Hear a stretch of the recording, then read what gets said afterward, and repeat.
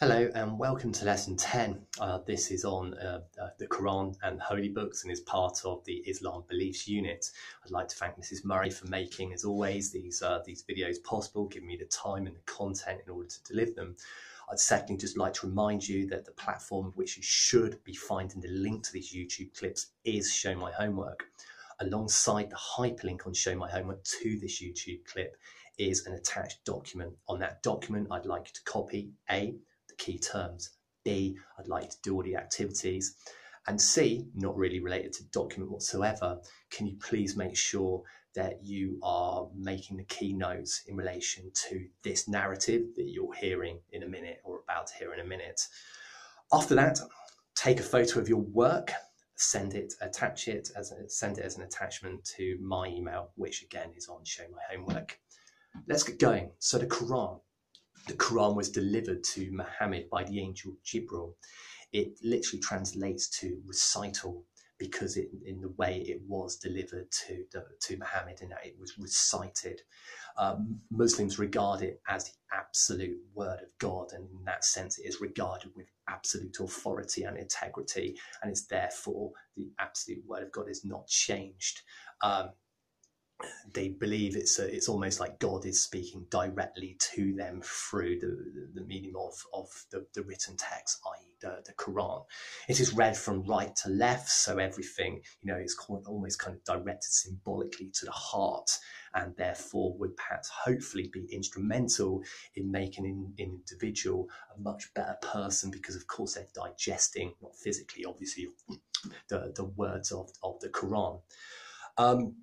So we say it means recital, and there are a number of chapters within the Quran. These chapters are called surahs. Surahs, there are 114 in total, and it begins with the shortest surah at the start, and this is called the Al-Fatiha, which means the opener.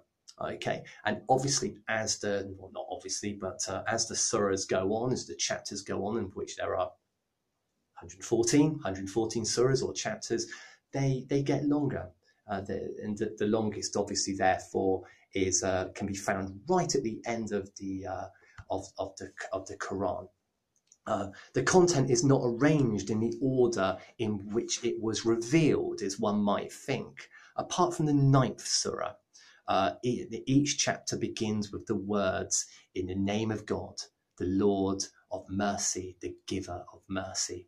Muslim children are encouraged to learn Arabic so that they can read the Quran in its original language, and it just flows so much better. The Quran recitation is highly valued, as Muslims believe that it brings great blessings to them and their community. Those who are able to recite the whole Quran from memory, and they actually get a particular title called Hafiz, Hafiz. Now, Hafiz wouldn't necessarily be an imam, which is a spiritual leader within Islam, like equivalent to a priest or a rabbi, but there are quite obvious parallels that if you did know the Quran inside out, you are likely to be an imam, but that's not necessarily the case. A lot of people think, that the Quran is the only holy book within Islam. That is not the case. In addition, Muslims also use the Torah as a source of authority. The Torah, which is the first 5 books of the Christian Bible, and is one of the holy books, of course, within Judaism. And other Muslims also regard the Psalms, or the book of Psalms, I should say, which can be found again within the Christian Bible. So you can see that there is overlap. These faiths do interlocked, and this is a holy book which was revealed by God to David, which we don't need to know about now. Gospels are regarded as really holy books as well by Muslims, which record the life of Jesus. They're a narrative about Jesus' life. Jesus is not regarded as the Son of God by Muslims, but is regarded as one of the prophets.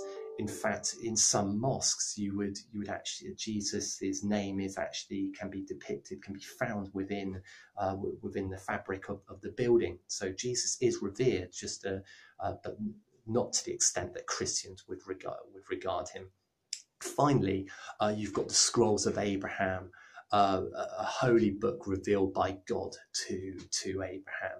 So you can see that there are various other holy books, and just to go into those into slightly more detail, in terms of the Torah, Muslims believe that that holy book was given by God to Moses. It is mentioned 18 times in the Quran, so it does appear, numerous times. And some Muslims think that the Torah is essentially the first 5 books in the Bible, but over time, additions and subtractions have been made to the original text. In addition to that, Muslims, as say, they revere the Psalms as being particularly important. And they're mentioned on 3 occasions in the Quran, so they don't appear as many times as the Torah. The Gospels are mentioned 12 times, a further 12 times in the Quran, and essentially depict Jesus's key message. As again, Jesus is regarded as a prophet. You follow the teachings of Jesus, it helps you attain a good outcome in Akira after Barzakh. Remember, Akira, life after death. Barzakh is the barrier that prevents you from moving on until Judgment Day. Good luck, guys.